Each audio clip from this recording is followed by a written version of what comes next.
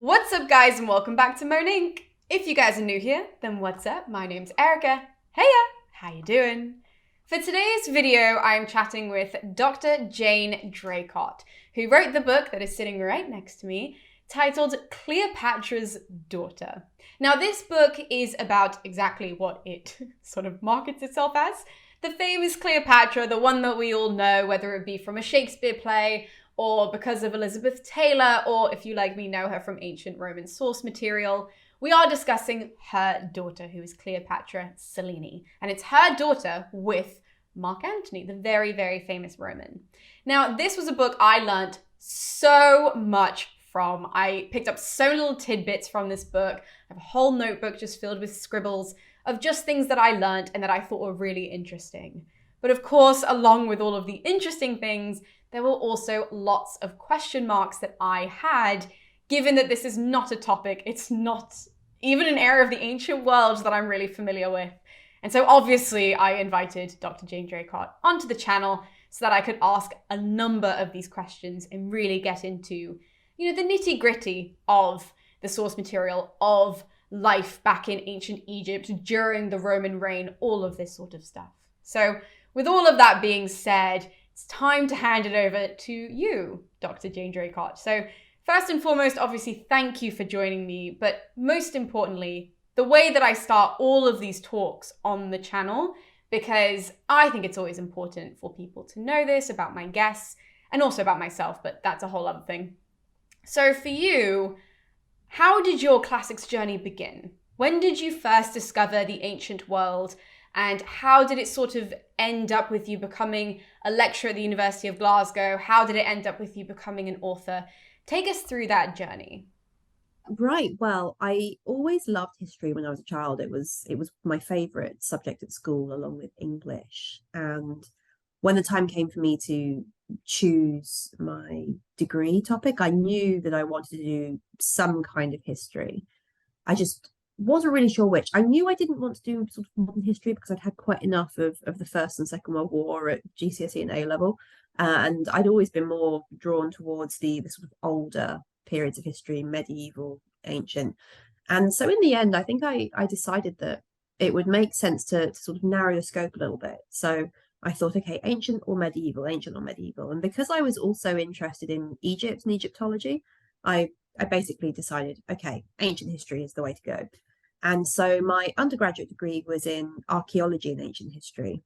And it always seemed to me that it made sense to look at the past using as many different types of evidence as possible. I was really inspired by a TV program that was on BBC Two when I was a teenager, and it was called Meet the Ancestors. I don't know if that's one that you've come across, but it's not been on TV for many, many years. There was a brief period where I think it was on some sort of streaming service, because I remember watching a couple of the episodes again and taking that little walk down memory lane. So yeah, with Meet the Ancestors, what they would do is every episode would revolve around a set of human remains that were found somewhere. And so they would analyze these remains and use every single possible tool and technique they could to build up as much of a picture as the deceased person as possible. They would do a facial reconstruction. They would do illustrations of what they would have looked like and what their community would have looked like. And so that to me, I was like, yes, I want to do that. I want to find out about people in the past. I want to find out as much as possible about them. And that really sort of dictated the way that I went. I studied archaeology and ancient history. I did a postgraduate degree in ancient history. Then I did another one in forensic archaeology and anthropology because I wanted to work with people. And my plan was to work for either an archaeology company or a museum, but there were no jobs and there was no money. And even if there were, it seemed like you needed to have a PhD to actually take that further as a career. And so in the end, I thought, okay, well, fine. If that's what I have to do, that's what I have to do. So I did my PhD, and that was at the University of Nottingham. And it was a bit of an accident, really. I ended up at Nottingham University because my partner got a job in the area. And so I looked at the universities that I could feasibly go to, and Nottingham was one of them. And the person at Nottingham that I contacted, who ended up being my PhD supervisor, he was so nice that I was like, yes, I will go to Nottingham and I will do my PhD with this man. And yeah, it was the best decision I made, really, completely sort of accidentally.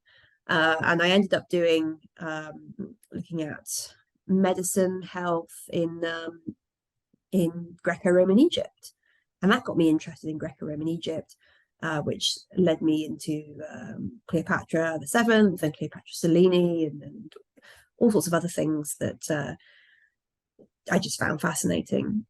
And after that, after doing my PhD, well, once again, I couldn't get a job in an archaeology company or a museum, so I thought, okay, I'll get a job in academia then. And that's what I did. I did a postdoctoral fellowship, and then I got a temporary job, and then I got a permanent job, and I did another postdoctoral fellowship at the University of Glasgow, and now I have a permanent job at the University of Glasgow. And I teach all the things that I've ever really been interested in to my students, and do my research on those subjects as well. So today we are here to discuss, though, your beautiful new book, Cleopatra Selene. And I need to just let you know that this was such like an impulse buy on my part, because this is not my period of history, and especially not my lens at all, because you come at this from the Egyptian side and you use the Roman sources to really discuss the North African side in general, actually, throughout the story. So not my area at all, and I learned so much from this book. But before we dive into it, can you just explain what was the appeal for you about this particular moment of history, and what sort of made you go, I can write a whole book about this? Right. Well, firstly, I'm really glad that you on impulse picked it up. I was hoping that when I was given the cover design for it, I thought, wow, that's beautiful. And then I think that would be eye-catching. And I would hope that people would sort of see it on a table or on a shelf in a bookshop and think, ooh, what's that? And go looking for it. So it's good to know that for some people that is true.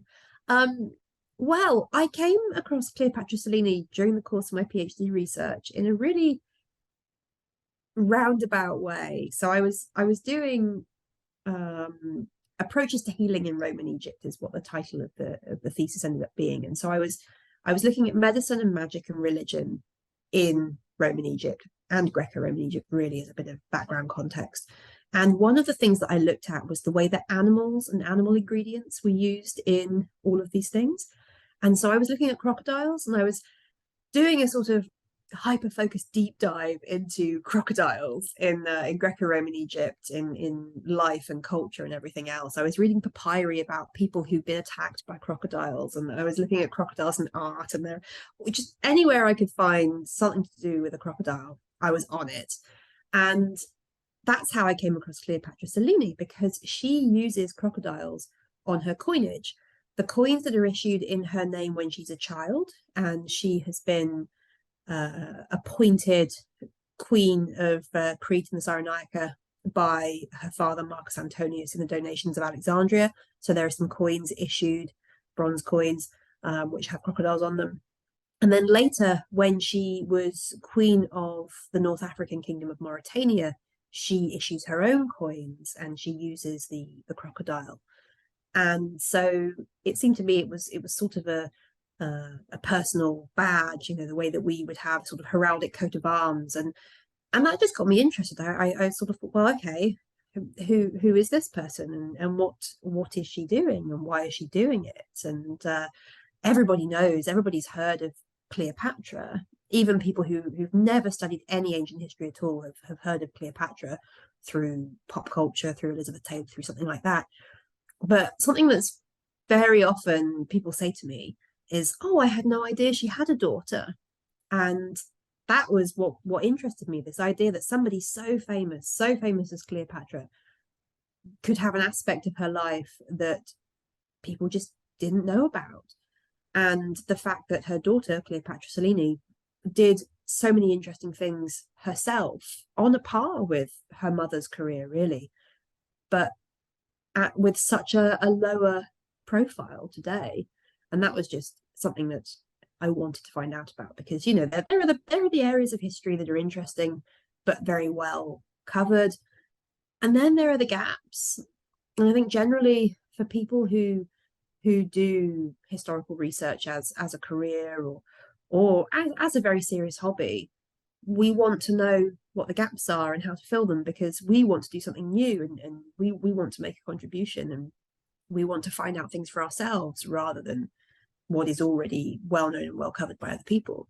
So yeah, I found this gap, and basically I wanted to fill it somehow. And that was during my PhD, and it was the kind of thing that I spent a lot of time on it then, and then life got in the way, and I did other things.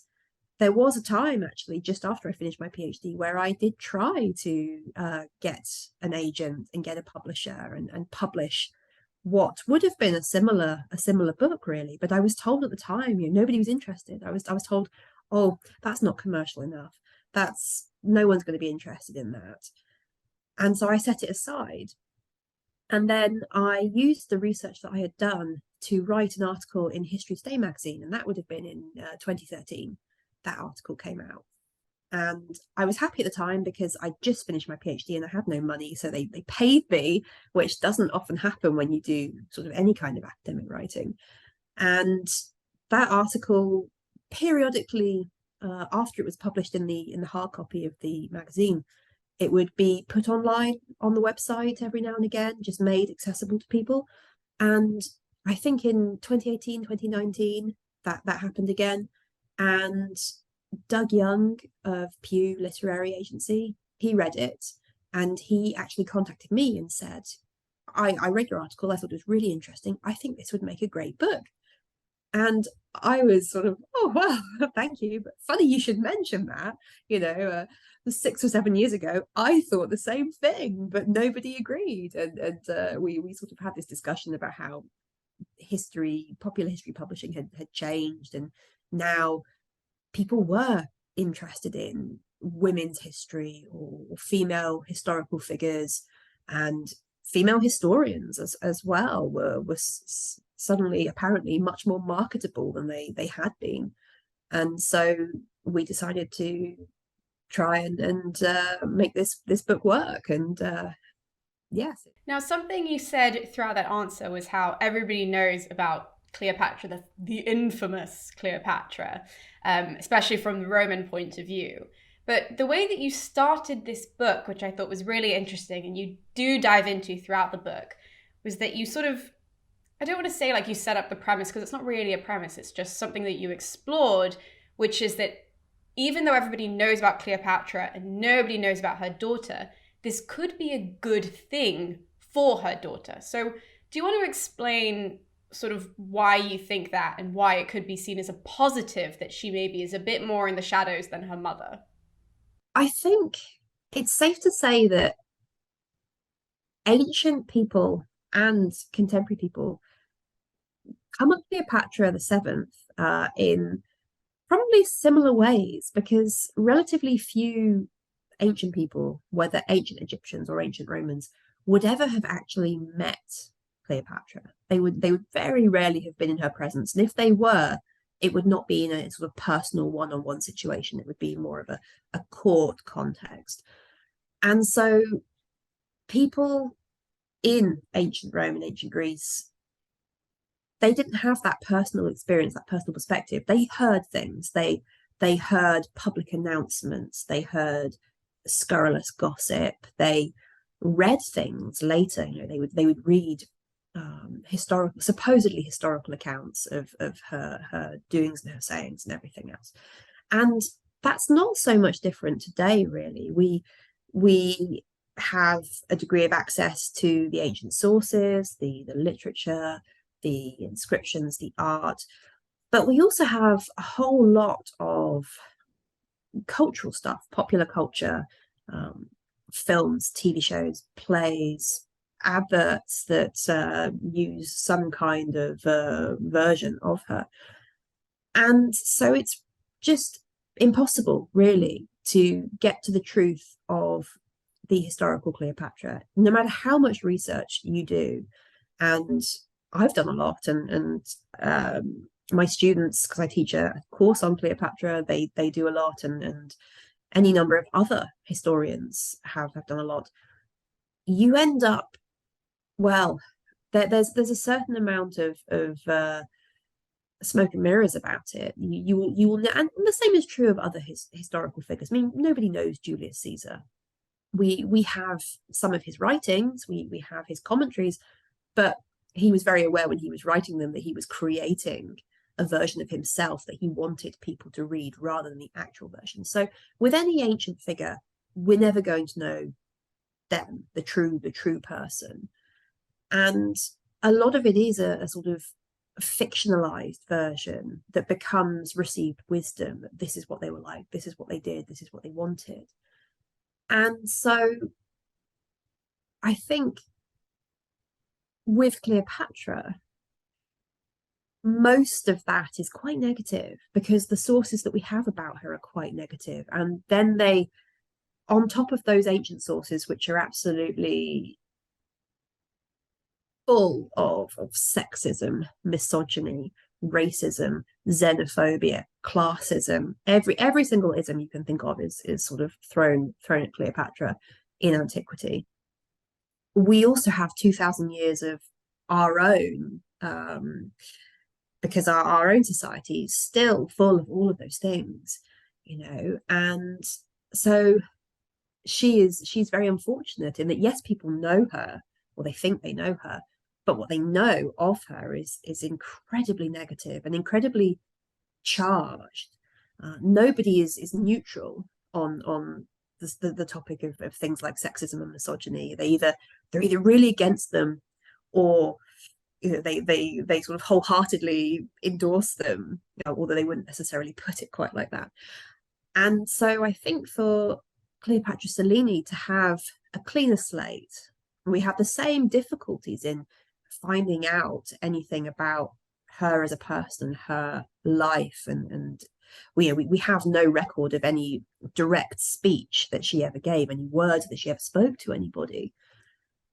But we also don't have quite so much white noise surrounding her. So you can look with a slightly more objective eye, because the references to her in ancient literature are much more factual. She did this. In this year, this happened. Rather than all of the writers' opinions about her appearance and her intelligence and her sex life and her behavior. So once you have these facts, and you have the literary evidence, you have the documentary evidence, you have the numismatic evidence, you have the archaeological evidence, you can try and then look at that and create some kind of narrative around it, hopefully a more neutral one, which takes into account all of these things, but doesn't cover them with conceptions, misconceptions, and everything else.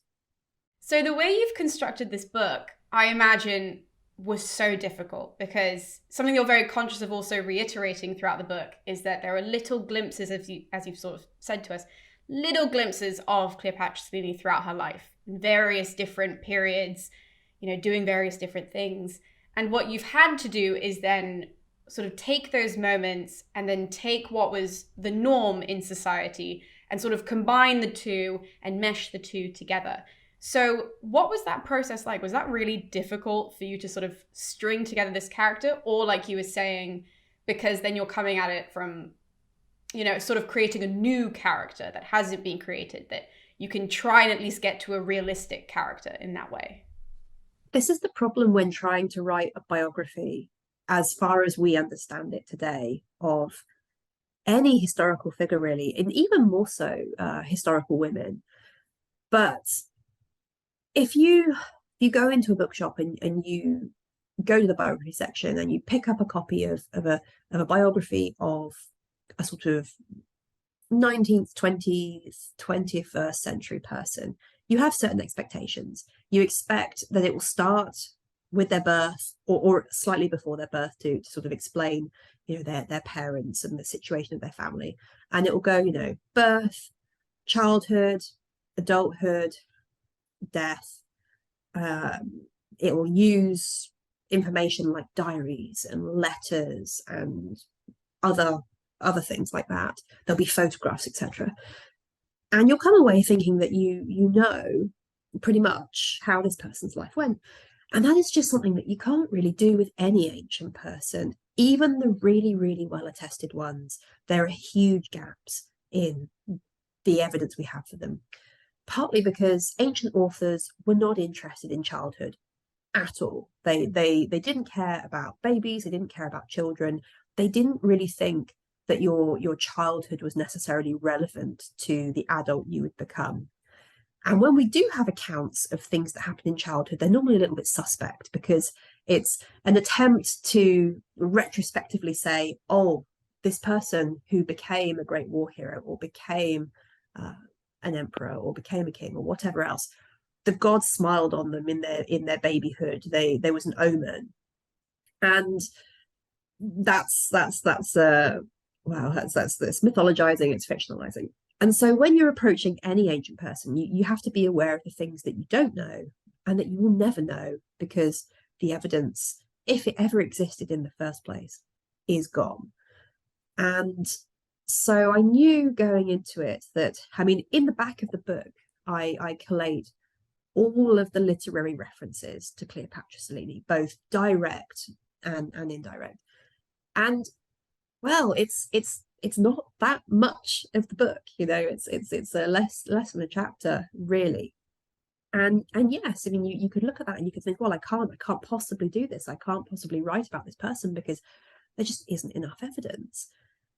And that is true. That is a valid position to be in, but it's also a little bit defeatist, because I did struggle with myself throughout the process of the research and the writing of the book. I was like, is there enough? Is there enough? Is there a point to this? Am I going to finish this and it's going to be so flimsy and so insubstantial and it's going to be a waste of people's time? And well, I don't think that's true. I mean, I think if we want to approach ancient women, we have to be a bit creative, because more often than not, the evidence that we want, it's not available to us. So we have to look elsewhere. And so this is why I approached it as thinking, well, I don't know what the circumstances of her birth were like, but I do know what pregnancy and childbirth looked like in this period. There is literary evidence and documentary evidence and archaeological evidence for pregnancy and childbirth generally. There's all of those things for twins, which, you know, she was a twin, and that's relevant, and that's you know, these are interesting things that people don't necessarily know about. And so if I can bring those in and sort of expand this picture, then yes, hopefully that does the job of creating something like a narrative. Now, you didn't only use the literary evidence. As you were saying at the start of this chat, you looked into crocodiles and you found lots of this crocodile imagery. And there's one particular artifact that you used with Cleopatra Selene, at least to sort of get you in to the study of her. And I'm going to butcher all of these words, but it's a gilded silver dish from this Villa della Pisella, that one, right? I'm sure you know which one. Yeah. Yep, thank you. So that one. Can you tell us a little bit about this dish and what Cleopatra Selene looks like on this dish and why it's so amazing, for a little insight of her? I mean, this dish is this is a case in point, actually, of how, you know, you can be very creative with the evidence that you have to hand. Now, on the surface of it, if you just look at this dish in isolation, it's a beautiful dish. It's got an image in the center of a woman wearing an elephant scalp as a headdress. And there are lots of other decorative elements on this dish. But the elephant scalp, that's led people to assume that this is a personification of Africa, because yes, on Roman coins and other forms of Roman art, Africa often did wear an elephant headdress. But there are lots of other things on this dish as well, and that makes it a little bit less obvious as to who this is meant to represent. Because what are all these other bits and pieces, other motifs doing on this dish? If it's just Africa, then you'd expect a lion, a crocodile, maybe some grain, I don't know. But there's so much more to it than that. And so then it's a case of, well, what are these things doing here? Are we just meant to ignore them? Are they just random decoration? Probably not, because this is quite an expensive, very carefully crafted piece of silver. And so my reading of the dish is that it is Cleopatra Selene, and there are lots of reasons why I think that, based on the different things that are on the dish. But again, well, the dish doesn't exist in isolation. It wasn't just randomly found in a hole somewhere. It's part of a much larger collection of silver, and there are other items in this collection of silver that have relevance to members of the imperial family. We have depictions of Augustus. Octavian would become Augustus when he took power. And we have Tiberius, his adopted son, who would become his successor as emperor. We have Germanicus. So there are various other members of the Julio-Claudian dynasty depicted in silverware in this collection. And so you put all that together, and it seems like the evidence that it's Cleopatra Selene is enough, I think, to if you consider all of those things, if you set aside the elephant scalp, and then you look at everything else as well, and put those things together, there's enough evidence there to make the argument that it is Cleopatra Selene. And again, it's we'll never know for sure. It's not engraved on the back of the dish who it depicts, the way that paintings sometimes have the inscription. But if you look at everything you possibly can, you can perhaps make that argument strong enough to justify it. Now, also, I was just thinking as you were talking about sort of what you were saying as well with the literary evidence and the sort of lack of evidence of Cleopatra Selene, because something that you write throughout the book, again, this is a huge discussion, guys, and we are just really squishing this down. You guys should just buy the book in order to read all of this properly. I would agree, buy the book.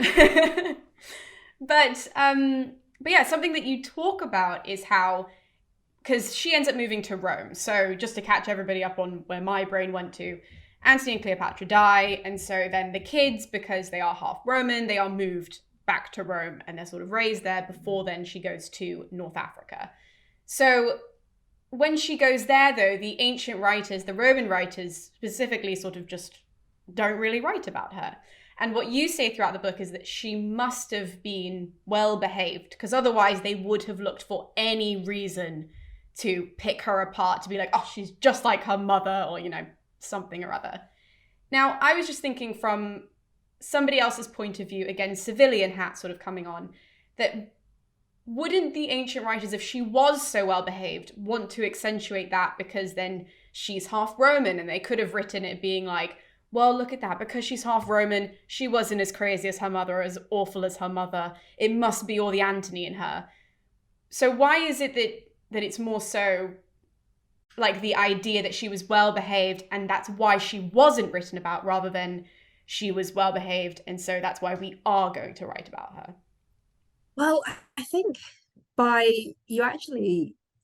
you've provided quite a good insight into that yourself by mentioning Antony. And this is the thing, once Octavian is the last man standing and has taken control of the Roman Republic, and over the period from 30 BCE into the sort of the mid-20s, he's gradually consolidating his hold on everything. He changes his name to Augustus, and he becomes the first Roman emperor, even if people aren't ready to acknowledge that is what he is. And as part of this process, he does this sort of real-time rewriting of history, and he does this real-time shifting of Roman culture with the laws that he passes and the attempts to take Rome back to what he viewed its past, its glorious past. He wanted to restore traditional behavior, traditional morals. Now, whether any of this was actually achievable, or whether it was just simply this is what his his propaganda and his advertising, his marketing of himself and his regime tells us, he was doing all of this, and at the same time he was gradually whitewashing Antony out of everything.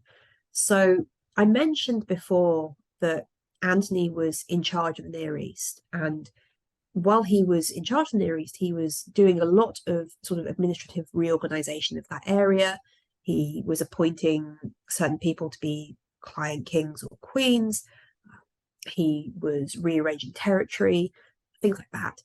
And something that we know, not because anyone states it, but just because of, you can read between the lines in what is said in the historical record. Nothing is really changed about Antony's organization of the Near East. So whatever Antony was doing, Octavian, Augustus, was happy with it and let it be for the most part. And he brings Antony's achievements into himself and sort of repackages them as his own. And he does the same thing with Antony's family. If you look at the family tree of the Julio-Claudian dynasty, apart from Tiberius, who is Augustus's stepson from his wife Livia, he adopts him, makes him his adopted son, and then he's his successor. All the rest of the Julio-Claudian emperors, Caligula, Claudius, Nero, they are all descendants of Antony, because Antony was the father of two of Octavian's sister Octavia's daughters, and they were married into Octavian's and Livia's, his wife's family. And so the Julio-Claudian dynasty is an amalgamation of Octavian's family and Antony's family. He's keeping Antony's children and grandchildren and great-grandchildren very close to him. And he does the same thing with Antony's children that are not related to him through blood. So Antony's son with Fulvia, Iullus Antonius, he raises him, he has him follow a traditional Roman career, he becomes consul, and Antony's children with Cleopatra Selene, Alexander Helius, Ptolemy Philadelphus, same thing happens to them. They are brought up in his household. So this is all happening, but this is not shouted from the rooftops, because he doesn't want to mention Antony. He doesn't want to remind people of Antony and of the past. And so I think it's entirely possible that people did mention Cleopatra Selene in contemporary writing. We don't have it all by any means, but I think what's more likely is that it was all just everybody agreed to not really highlight these aspects of things that Augustus clearly didn't want mentioned. We don't hear a lot about Octavia, for example, in the sources. When we do hear about her, it's to promote her as the sort of embodiment of virtue. And we don't hear a lot about Julia, Augustus's own daughter, in the sources until there's a huge scandal involving her when she's an adult, and she's found to have committed adultery and been part of the conspiracy and everything else. So these are all quite important people, but they are not the people that Augustus wants being highlighted in his new reign, his new regime. And so I think that's what's going on really, is that there is this general understanding that there are certain things that you don't talk about in the Augustan Principate for a variety of reasons, but it's clear that everybody is pretty much towing the party line. The literature from the Augustan Principate, the art from the Augustan Principate, it is very much, there seems to be a standard that everybody is adhering to, a template that everybody is adhering to, which has been established by Augustus himself. So is this also why then we don't hear of the deaths of Ptolemy Philadelphus and Alexander Helius? Is it really under this idea as well that it's like we're just going to kind of not talk about these people, and that's why we kind of have to fill in the blanks, as you do throughout your book, of like, they could have died at this point and this is the last time we hear of them, and all of that? Yes, I think so. And a great deal of our ancient historical record, it's not contemporary. It's written later by people like Tacitus, like Suetonius, like Cassius Dio, and they're writing with hindsight also. So we don't hear anything about Augustus and Livia had a child of their own, but apart from just brief mention that it died very young, we don't know if that was a boy, if that was a girl, how old they were when they died, if they had hit any of the sort of Roman life stages. We don't hear about if they were sad when that had happened. Um, and so there are all sorts of things that just are not mentioned in the historical sources because they happened, and then 50 years later, when the historian is writing down the history of the period, well, they know it's not important because who cares about a dead child that never, the Romans don't care about children that much anyway. And so if the child died before they could do anything at all, there's no point in including them in the histories. And so that's something to remember when you're reading Roman historical accounts, is that most of them are not written in real time. They are written decades, if not centuries later, by which time it is just the sort of the hindsight has established what was important at that time rather than what was actually important at that time while people were experiencing it. And so I think that's what happens with the boys. If they had grown up and if they had done things, then they'd have been mentioned, because what they would have done would presumably have been things like military or political careers, or they would have done neither of those things, but they would have thoroughly embarrassed themselves by being very sort of louche and indulging in drink and drugs and sex and things like that. And so that would be something that authors could say about them. They could either praise them or they could criticize them for these things. It's the same with the son of Publius Clodius Pulcher, for example. There is a brief reference to him as having had a terrible life full of vice, and then shaming his family with his relationship with a sex worker. And that's all we know about the only son of one of the very significant people in the late Republic. And so it's not as unusual as we might think to know nothing about people who we'd think we would know something about them. But because they don't play a larger role in the sort of scope of the historical events, they don't get mentioned in the historical writing. Now, speaking of deaths, we have to come to Cleopatra Selene's death because this is a highly debated topic. And this part of the book, you went with your sort of theory, but then also there's so many layers to this where you're saying, oh, but then there's also this, and some people look at this, and then there's this, so we don't really know. But sort of the one that you land on, at least, is around the age of 35, she dies in childbirth, we assume, or from childbirth, or something related to childbirth at that age. So I was wondering if you could just explain why that's the one that you kind of go with, despite all of the other, because there's coinage that's an issue, like there's a dating of coinage that you're like, oh, this is a big problem for that. So it's not an easy topic at all. Do you want to just explain a little bit more about that? Yes, well, I suggest childbirth. And I'm not I wouldn't put my own life on that. It's just as far as ancient women are concerned, the things that they are likely to experience, more than likely to experience, include pregnancy and childbirth. And I think it's safe to say that her death wouldn't have been dramatic, or rather, if it had been dramatic, if it had been assassination or murder or something like that, it would have been mentioned somewhere, even if it was just a sort of throwaway reference. So whatever happened to her, it was not unusual, dramatic, exciting, interesting. It was something very mundane. There isn't any reference to a sort of a long period of illness, which we have with some other rulers, that ends up sort of disfiguring them or anything like that. So my view of it was, it was something completely mundane and completely normal. And what's more mundane and normal for an ancient woman than pregnancy and childbirth?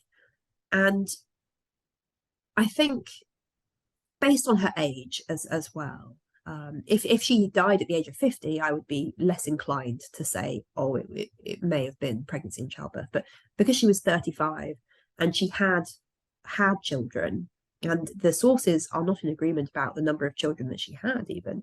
So clearly she has had multiple children, although only one of them we know of in the historical record, but there seem to be others because of her descendants.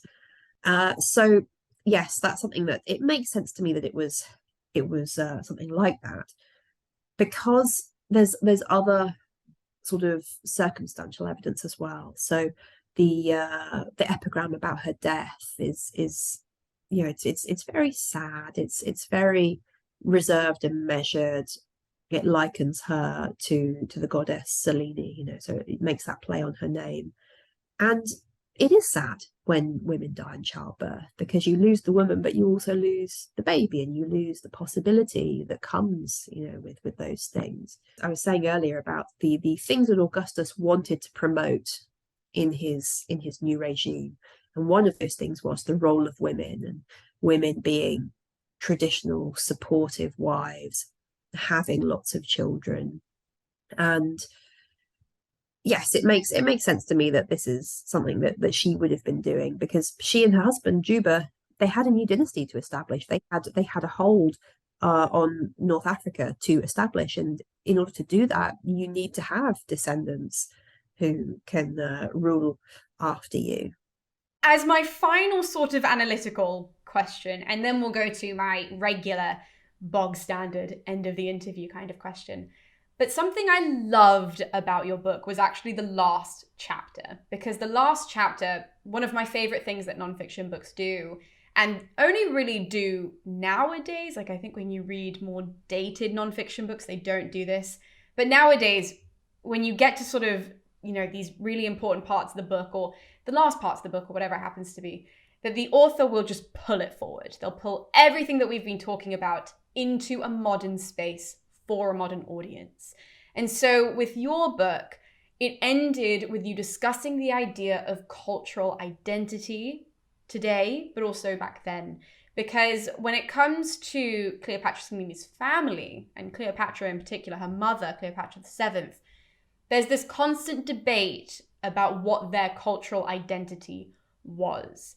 And so I was wondering if you could sort of explain the differences between our discussion of the cultural identity today, and obviously their idea of cultural identity, and also sort of how Cleopatra Selene's, her cultural identity was complex, it was complicated. Yes, I think something that we need to bear in mind about antiquity, classical antiquity, ancient Rome specifically, is that it was entirely possible to have multiple identities simultaneously. Nobody had a problem with that.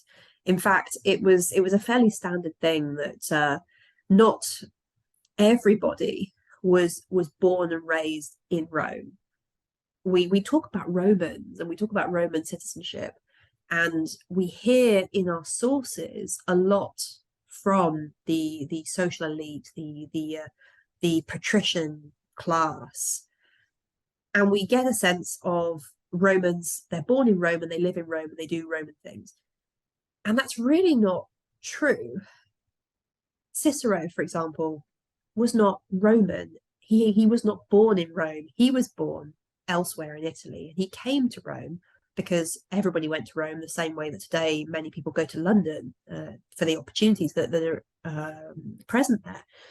And many of our ancient Roman writers that we just think, oh, they're Roman, they didn't come from Rome. They came from all around the Roman Empire. But because we see them as Roman writers, we don't tend to think about the other aspects of their identity. And along with that are things like, well, what languages did they speak? Latin was only one of the many, many Italic languages that were spoken in Italy during this whole period.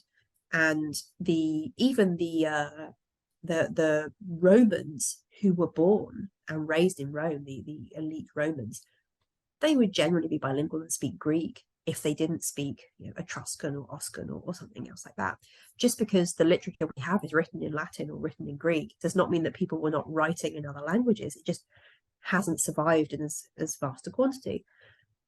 So I think that's something for us to bear in mind when we're looking at the ancient world, is that for a long time, certain areas of it were privileged, certain aspects of it were privileged. And in fact, I mean, the fact that I'm writing a book about a woman, never mind all the other aspects of her identity, but a woman, that's something that not too long ago, it just wouldn't have occurred to scholars to do, because women were thought to not have anything interesting or worthwhile to say to us. So you can expand that more and say, well,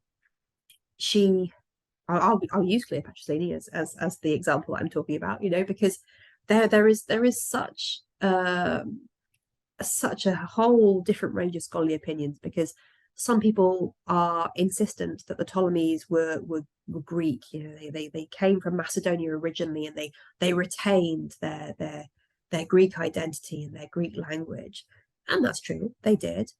But they were not hermetically sealed away from everybody else in Egypt and Egyptian culture and Egyptian religion and Egyptian social practices. We see that in their art. They represented themselves as often in the Egyptian guise with hieroglyphs, their names in the cartouche, as they did in the Greek form of art. So they could be both Greek and Egyptian, depending on what they wanted to do. And Cleopatra the Seventh, she apparently spoke Egyptian, so she went to some effort to immerse herself in the culture of the kingdom that she was ruling. And yes, all of her children were half Roman. Her son Caesarion, his father was Julius Caesar. Her other three children, their father was Marcus Antonius.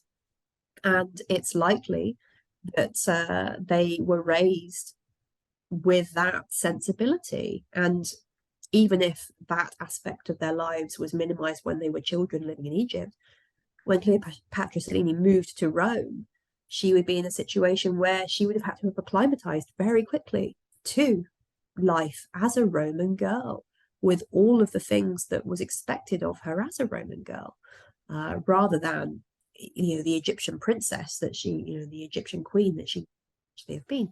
And then when she went to Mauritania, she's in a North African kingdom, which has got it's got Greek areas, it's got Roman areas, it's got North African areas, it's got people from further south, other parts of Africa, coming into it regularly. There's a huge amount of trade going all the way around the ancient Mediterranean, which goes through Mauritania. So all of these people have very intricate, very complex, very intersectional identities. And that's just, I've just been talking about sort of culture, really. That's before you get into things like DNA and skin color and everything else, which is not something that we have the evidence to make any kind of judgment on one way or the other. And as my final question, Dr. Draycott, because I have taken up so much of your time, and I do greatly, greatly appreciate it. Honestly, I can't even tell you, because I've learned so much from this chat. But the way that I end all of these chats is by having the expert, who is now you, offer my audience just a little piece of advice, whatever it happens to be. And given that you discuss ancient Egypt, you discuss ancient Rome as well, you discuss, Greco-Egyptian history. So I was wondering if, looking into the study of ancient Egypt, if there was any sort of little tidbit that you can offer as advice to my audience, because the Egyptian lens from this period is difficult. It's also shrouded in, the Roman source material. So what's the advice that you can give to my audience about this particular period, about this particular lens, that they can sort of walk away with, of how to maybe learn more about it, or ways that they can, stick with it? There are a couple of different versions of Roman Egypt that you can access.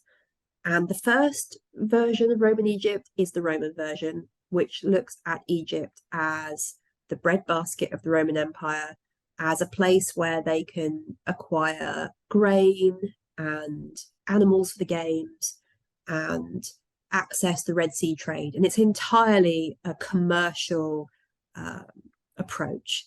And so it focuses on the importance of Egypt as what it can do for Rome, what it can produce for Rome.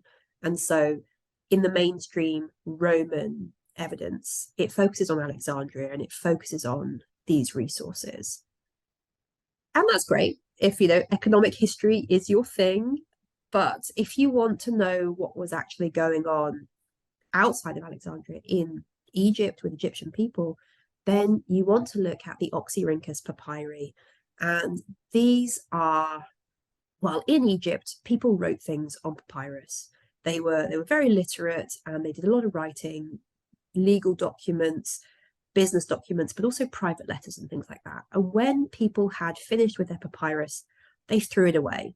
And 2,000 years later, these rubbish dumps were excavated by archaeologists from the University of Oxford, and a lot of the papyri are today in the Ashmolean Museum.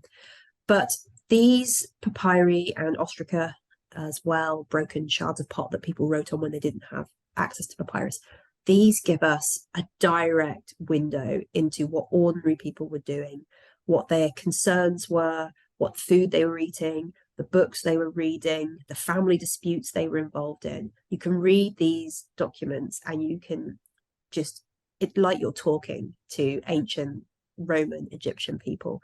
And there are some great accessible books written about the ordinary people of Roman Egypt, about the Oxyrhynchus papyri, about women and their lives.